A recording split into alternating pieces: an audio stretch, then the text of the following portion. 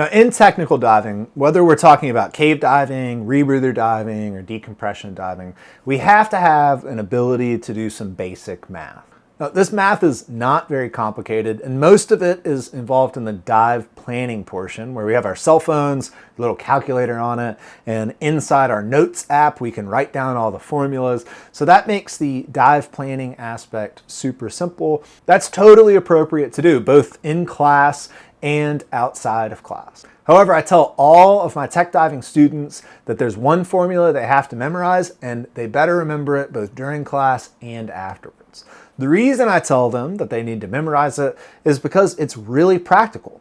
It's faster to have this memorized and punch it in the calculator on your phone than it is to go to a dive planning app and input all the variables to get the result. That one formula is Dalton's triangle. This shouldn't be something that's new to you because it's introduced at the nitrox diver level. Now, we've got to have a good hold of this concept before we start applying it in the math. And the concept is the relationship between partial pressure, total pressure, and the fraction of a gas. And those three things all work together. As you change one, it's going to change the other variables. So this is Dalton's triangle. And the three things that we have here are the partial pressure expressed in atmospheres, the fraction of oxygen, so the percentage of oxygen in the tank expressed as a decimal, and the pressure in atmospheres absolute.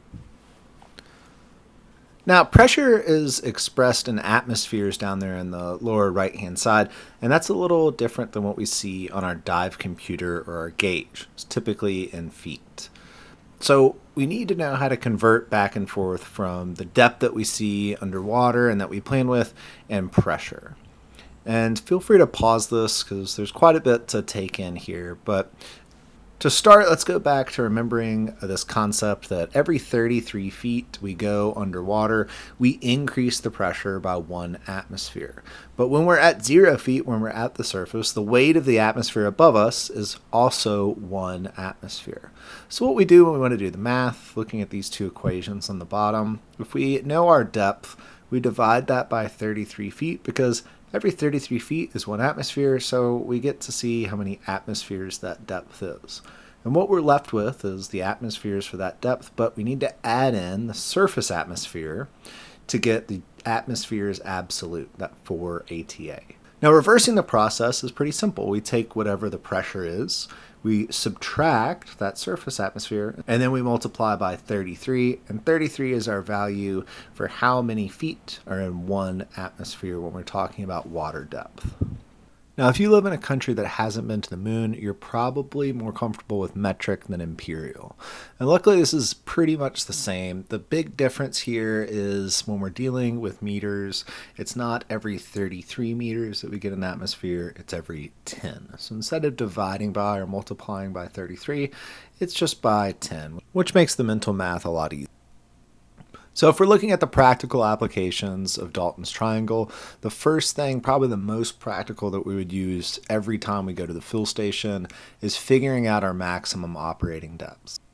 So we've got a PO2 of 1.4 here and 0.32, which is indicating nitrox 32 or 32% nitrox.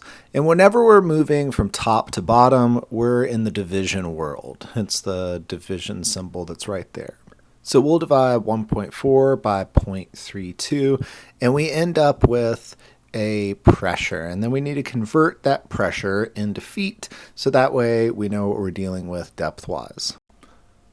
Next up is figuring out the ideal gas. So if we know the PO2 that we want and the depth that we want to dive, we can figure out what is the perfect gas to hit that exact PO2.